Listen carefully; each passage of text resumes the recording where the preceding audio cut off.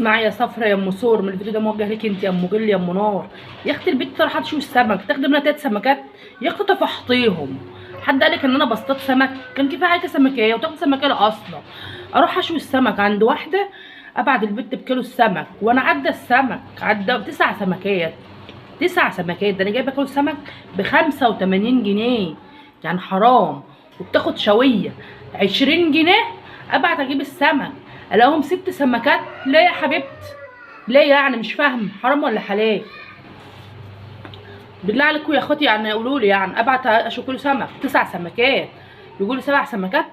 6 سمكات، لا مش 7. اكيد ال7 دلوقتي حسن ابن اللي كلها. الواد ده ببطن انا عارفاه بكرش. لا بس بجد يا جماعه، هو ده حقيقي يعني؟ حصل كده؟ هو ده ينفع؟ ازاي اجيب كيلو سمك ب 85 جنيه واوديه تشوي يجي لي 6 سمكات؟ 6 وحته يعني، فاهمين؟ يعني هما جم 6 ونص. طب النص ده مين اللي كله؟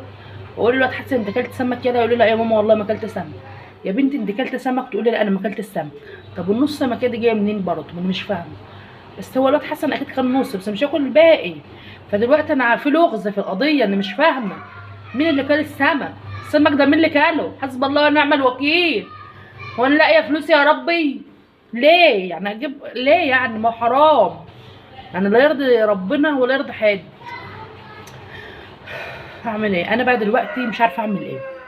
انا عايزه اروح للست بتاع السمك، وخايفه انها تقول لي انا ما خدتش سمك. فكده يبقى مين بقى اللي هيتهم في القضيه؟ حسن ابنه اللي هيتهم في القضيه، لان الواد ده هو اللي مودي السمك، هو اللي جايب السمك. وبصراحه الواد وهو رايح كان كرش صغير، وهو جاي كرشه كان كبير. معقول النص سمك هتكبر كرش عيل؟ انا مش فاهمه. اقول له يا ابني انت كرشك كبير كده؟ يقول لي انا شارب ميه كتير. يا ابني انت كرشك كبير كده؟ يقول لي انا شارب ميه كتير. فانا مش فاهمه. انا مش فاهمه اعمل ايه. انا اللي استاهل. انا اللي استاهل. كنت قليت السمك وريحت نفسي، كنت قليته او كنت وديته انا. انا كنت وديته. انا اصلا ما بثقش في حسن ابني. الواد ده انا ما بثقش فيه، ما برتاحلوش، مش عارفه ليه. بس يلا، بالهنا والشفا. اعمل ايه؟ مفيش حاجه في ايدي اعملها. انا اللي اقدر اعمله ان انا بعد كده انا اللي اودي السمك بايدي. انتهت.